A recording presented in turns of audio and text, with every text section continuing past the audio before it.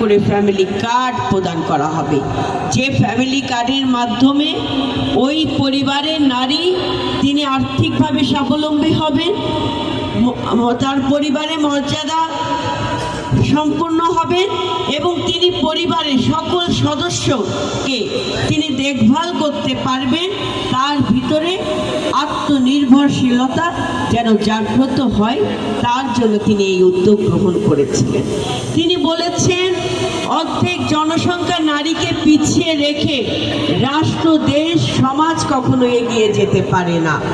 তার সেই প্রতিশ্রুতি কিংবা অঙ্গীকার তার 21 দিনের মাথায় সরকার গঠন করার 21 দিনের মাথায় আজকে থেকে শুভ উদ্বোধন করেছেন আমাদের মাননীয় প্রধানমন্ত্রী দেশনায়ক জনাব তারেক রহমান, অসহায় পরিবারগুলোর হাতে ফ্যামিলি কার্ড প্রদানের মাধ্যমে।